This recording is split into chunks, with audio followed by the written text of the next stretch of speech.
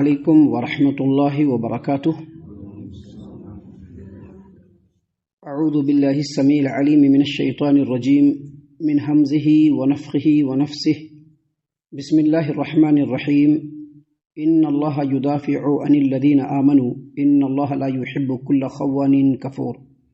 اذن للذین یقاتلون بأنہم ظلموا وان اللہ علی نصرہم لقدیر۔ الذين أخرجوا من ديارهم بغير حق إلا أن يقولوا ربنا الله ولولا دفع الله الناس بعضهم ببعض لهدمت صوامع وبيع وصلوات ومساجد يذكر فيها اسم الله كثيرا ولينصرن الله من ينصره إن الله لقوي عزيز۔ محترم سامعین کرام، سورۃ الحج سورہ نمبر 22 اور اسی سورت سے ابھی آپ کے سامنے آیت نمبر 38، 39، 40 یعنی 38، 39، 40 یہ تین آیات آپ کے سامنے تلاوت کی گئی۔ سامعین کرام، آج جو پہلی آیت کریمہ آپ کے سامنے پڑھی گئی اس میں اللہ تبارک و تعالیٰ نے فرمایا ہے ان اللہ یدافع عن الذین آمنوا۔ جو لوگ ایمان لائے ہیں یقیناً اللہ تعالیٰ ان کی طرف سے دشمنوں سے مدافعت کرتا ہے، یعنی جو لوگ ایمان لائے ہیں اللہ تعالیٰ ان کی طرف سے دشمنوں سے ڈیفنس کرتا ہے، جو لوگ ایمان لائیں۔ اور آگے اللہ تبارک و تعالیٰ نے فرمایا ان اللہ لا يحب كل خوان کفور، اور یقیناً اللہ تبارک و تعالیٰ خیانت کرنے والے اور ناشکری کرنے والوں کو پسند نہیں فرماتا ہے۔ یہاں پر اس آیت کریمہ میں اللہ تبارک و تعالیٰ نے لوگوں کو مخاطب کرتے ہوئے کہا ہے کہ وہ لوگ جو اللہ تبارک و تعالیٰ پر ایمان رکھتے ہیں، یقین رکھتے ہیں، توکل رکھتے ہیں، اللہ تبارک و تعالیٰ نے جو احکام ان کے لیے نازل فرمائے ہیں اس کے مطابق وہ عمل کرتے ہیں، ایسے لوگوں کو اللہ تبارک و تعالیٰ شریروں کے شر سے اور دشمنوں اور فاجروں کے مکر و فریب سے ہمیشہ محفوظ رکھتا ہے اور اس کو بچاتا رہتا ہے۔ دفاع کا مطلب کہتے ہیں ڈیفنس، دفاع کا مطلب کہتے ہیں ڈیفنس کرنا، یعنی ایک آدمی پر اگر کوئی کچھ انگلی اٹھاتا ہے تو اس کی طرف سے اللہ تبارک و تعالیٰ ڈیفنس کرتا ہے کہ یہ ہمارا بندہ ہے، اس کو تم اپنے شر سے پریشان نہیں کر سکتے، اس کو تم اپنے مکر و فریب سے پریشان نہیں کر سکتے کیونکہ یہ ہمارا بندہ ہے۔ اللہ تبارک و تعالیٰ نے اسی بات کو یہاں پر بیان فرمایا کہ جو اللہ پر توکل کرتے ہیں، جو اللہ پر ایمان اور یقین رکھتے ہیں، اللہ تبارک و تعالیٰ نے جو احکام نازل فرمائے ہیں اس کے مطابق عمل کرتے ہیں، اللہ تبارک و تعالیٰ ایسے ایمان والے بندوں سے ڈیفنس کرتا رہتا ہے، بندوں کا ڈیفنس کرتا رہتا ہے۔ سورۃ الزمر آیت نمبر 36 میں اللہ نے اس بات کو بیان فرمایا ہے کہ الیس اللہ بکاف عبدہ، کیا اللہ اپنے بندوں کے لیے کافی نہیں ہے؟ کوئی اگر اللہ کا بندہ ہے تو اللہ اس کے لیے کافی ہے، دوسروں کو اس کی کوئی ضرورت نہیں ہے، دوسروں کی اس کو کوئی ضرورت نہیں ہے۔ اللہ تعالیٰ نے قرآن کریم سورۃ الطلاق آیت نمبر 3 میں فرمایا ومن یتوکل علی اللہ فہو حسبہ ان اللہ بالغ امرہ، جو آدمی اللہ تبارک و تعالیٰ پر توکل اور بھروسہ کرتا ہے اللہ اس کے لیے کافی ہو جاتا ہے اور اللہ اس کے تمام معاملے کو اس کے انجام تک پہنچا دیتا ہے۔ لہٰذا اس آیت کریمہ میں سب سے پہلے اللہ تبارک و تعالیٰ نے ایمان والوں کو بشارت اور خوشخبری دیتے ہوئے کہا کہ ایمان والوں آپ کو گھبرانے کی ضرورت نہیں ہے، آپ اگر اللہ پر ایمان رکھتے ہیں، یقین رکھتے ہیں، توکل رکھتے ہیں تو اللہ آپ کے لیے کافی ہے، آپ کو صرف اللہ کافی ہے، اللہ ہمیشہ آپ کی طرف سے ڈیفنس کرتا رہے گا، اور جتنے بھی شر اور فتنہ فساد برپا کرنے والے لوگ ہیں اللہ تبارک و تعالیٰ ان کے شر سے اور ان کے فتنہ و فساد سے، ان کے مکر و فریب سے اللہ آپ کو محفوظ رکھے گا۔ اس کے فوراً بعد اللہ نے فرمایا ان اللہ لا يحب كل خوان کفور، اور جو خیانت کرنے والا ہے اور جو ناشکری کرنے والا اللہ ایسے لوگوں کو پسند نہیں کرتا ہے۔ ابھی مشرکین مکہ بھی اللہ نے ان کو مکہ کا کعبہ کا متولی بنایا تھا کہ نہیں بنایا تھا؟ اللہ تبارک و تعالیٰ نے مشرکین مکہ کو کعبہ کا متولی بنایا تھا، لیکن ان لوگوں نے کیا کیا؟ اللہ کا حکم چلنے دینے کے بجائے جو ان کی اپنی نفسانی خواہشات تھی ان کو چلانا شروع کر دیا۔ یہ خیانت کرنے والے لوگ ہوئے۔ اب اس چیز کو آپ ہر جگہ پہ اسی اصول کو آپ ہر جگہ پہ لاگو کر سکتے ہیں۔ اگر اللہ تبارک و تعالیٰ نے کسی کو کوئی امانت دیا ہے اور اس میں وہ خیانت کرتا ہے تو یقیناً اللہ تبارک و تعالیٰ ایسے خائن اور بددیانت کو پسند نہیں فرماتا اور اس کی مدد بھی نہیں فرماتا اللہ تعالیٰ۔ اور اسی طرح سے اللہ نے ہم مسلمانوں کو اسلام جیسی امانت سے سرفراز کیا ہے۔ اگر ہم مسلمان اسلام کے بتائے ہوئے طریقے پر نہیں چلیں گے تو ہم بھی خیانت کرنے والے ہیں۔ آج جو پوری دنیا میں مسلمانوں کے خلاف بدامنی پھیلی ہوئی ہے اس کے پیچھے سب سے بڑا جو فیکٹر ہے وہ یہی ہے، سب سے بڑا فیکٹر۔ پورے گلوبلائز میں آپ دیکھ لیجئے، پورے ورلڈ وائڈ میں آپ دیکھ لیجئے، مسلمانوں کے خلاف جتنی بھی جارحیت چل رہی ہے آج کے ڈیٹ میں، اس کے پیچھے جو اصل فیکٹر ہے وہ یہی کہ جو امانت مسلمانوں کو دی گئی تھی، آج اس امانت کو امانت داری کے طور پر مسلمانوں نے استعمال نہیں کیا، خیانت کیا. اسی لیے اللہ نے فرمایا ہے کہ اللہ تبارک و تعالی ہر خیانت کرنے والے اور ناشکروں کو، کھا رہے ہیں اللہ کا، پہن رہے ہیں اللہ کا، سانس لے رہے ہیں اللہ کا دیا ہوا، زندگی گزار رہے ہیں اللہ کی دی ہوئی، ہر چیز اللہ کا ہے، اور کام کر رہے ہیں اپنے نفس کے مطابق، تو اسی کو کہتے ہیں ناشکرا. تو اللہ نے فرمایا کہ ایسے لوگوں کو اللہ پسند نہیں فرماتا ہے، ایسے لوگوں کو اللہ مدد نہیں دیتا ہے. دونوں آیتوں میں اللہ نے اس بات کو بتلا دیا کہ جو صحابہ کرام کو اللہ تبارک و تعالیٰ کی طرف سے سپورٹ ملا، اس کے پیچھے اصل کارن کیا تھا، اور آج جو مسلمانوں کے ساتھ معاملہ ہو رہا ہے اس کے پیچھے اصل معاملہ کیا ہے. یہاں سے اللہ تبارک و تعالیٰ نے پھر آگے بیان فرمایا کہ اذن للذین یقاتلون بانہم ظلموا وان اللہ علی نصرہم لقدیر.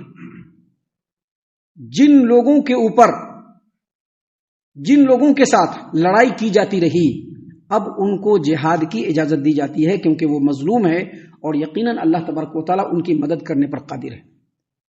جب اسلام بالکل ابتدائی دور میں تھا مکہ کے اندر، تو مسلمان بہت مٹھی بھر تھے، انتہائی کمزور تھے، اور ایسی صورت میں ان پر ظلم و ستم کے پہاڑ توڑے جاتے تھے. اس کو بیان کرنا ایک چھوٹے سے بیٹھک میں تو بالکل ممکن نہیں ہے.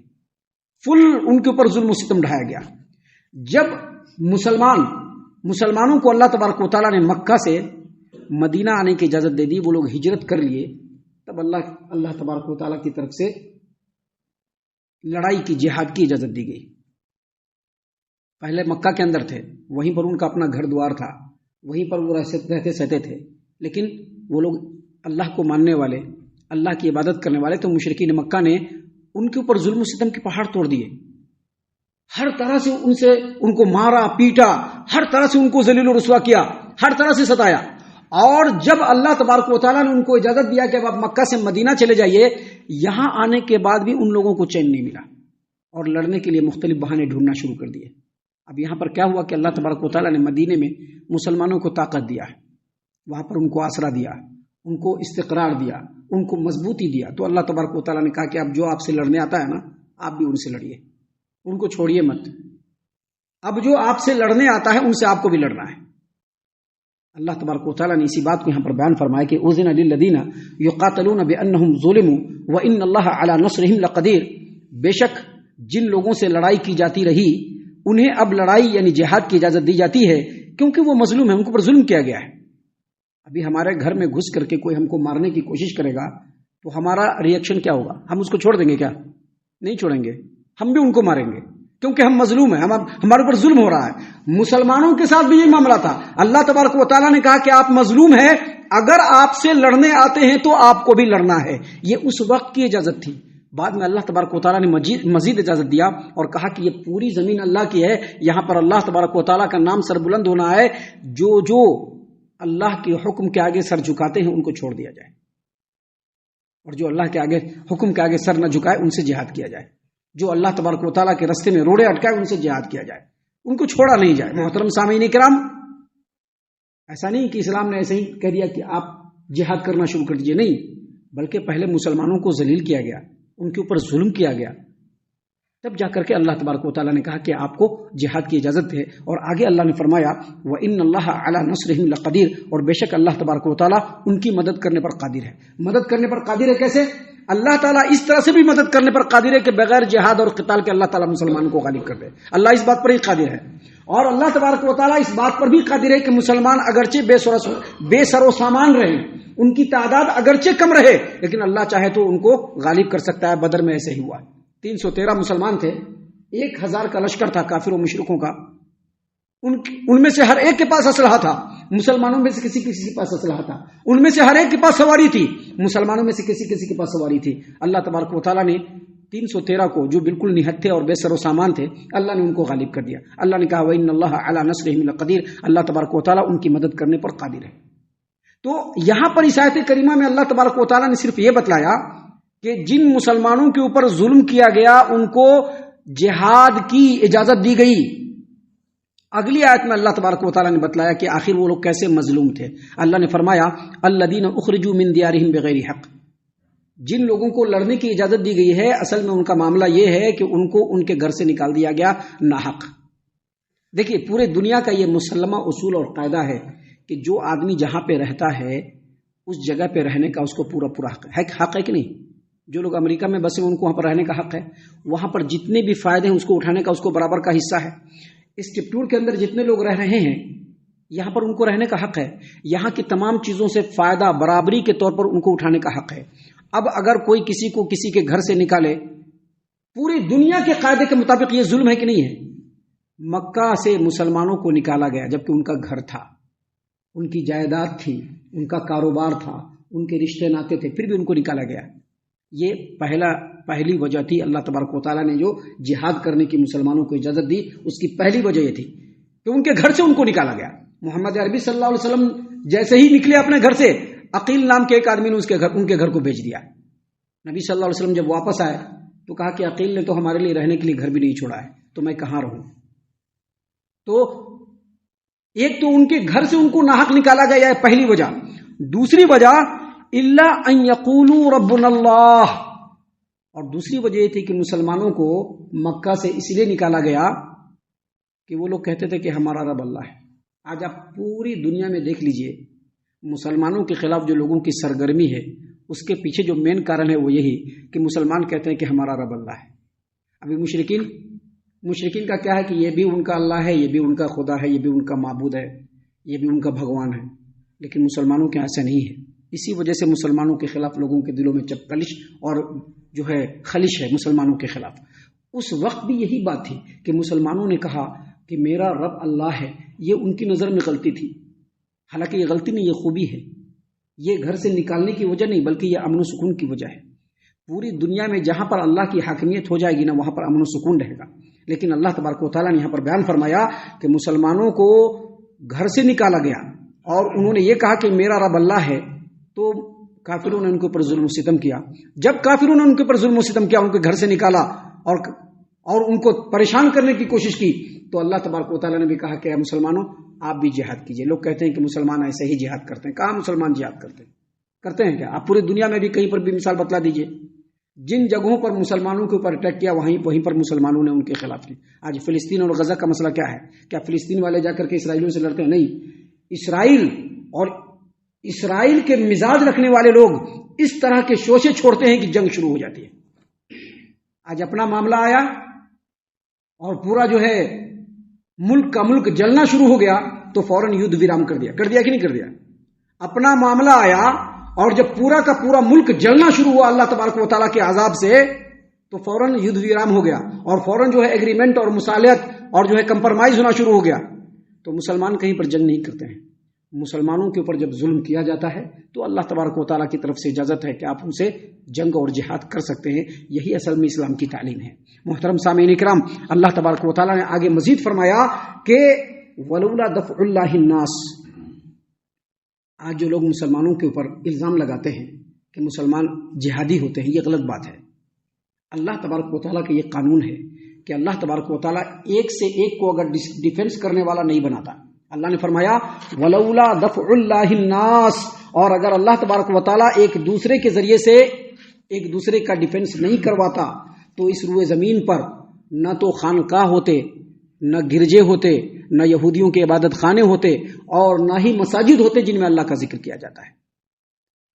اللہ نے فرمایا ولولا دفع اللہ الناس بعضهم ببعض، اگر اللہ تبارک و تعالیٰ ایک کو دوسرے سے ڈیفنس نہیں کرتا، ایک کو دوسرے پر روک نہیں لگاتا۔ ابھی دیکھ رہے ہیں نا ملکوں کے اندر کیا ہوتا ہے، مسجدوں کے اندر تلاش کر رہے ہیں مندر، کیوں؟ مسجدوں کو گرانے کے لیے، مسجدوں کے نیچے مندر تلاش کر رہے ہیں، کیوں؟ مسجدوں کو گرانے کے لیے۔ ایک آدمی تلاش کرنے کی کوشش کرتا ہے تو اللہ تعالیٰ دوسروں کو کھڑا کر دیتا ہے۔ کھڑا کرتا ہے کہ نہیں کرتا ہے؟ سوشل میڈیا پہ پوری اس کے اوپر بات چیت ہونا شروع ہو جاتی ہے، کیوں؟ یہ ڈیفینس ہے، اللہ تبارک و تعالیٰ کا یہ قانون ہے۔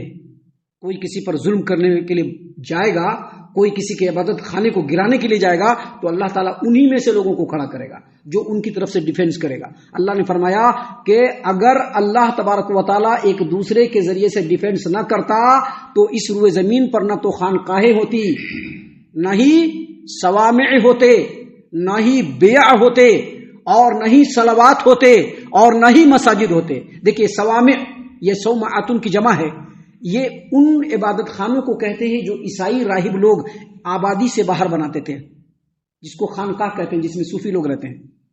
عیسائیوں میں راہب ہوتے ہیں جو دنیا سے کٹ کر کے عبادت کرتے ہیں، تو وہ جو عبادت خانے ہوتے تھے مینار ٹائپ کے ہوتے تھے، آبادی سے باہر ہوتے تھے، جس کی اوپری منزل میں اکیلے رہ کر کے وہ جو راہب اور نن عبادت کیا کرتے تھے، وہ گھر بھی باقی نہیں رہتے۔ اور بیع کہتے ہیں بیعتن کی جمع، جس کا مطلب ہوتا ہے آبادی میں جو چرچ ہوتا ہے اس چرچ کو، وہ چرچ بھی نہیں ہوتا۔ اور صلوات، یہ صلاتن کی جمع ہے، یہودیوں کے عبادت خانے۔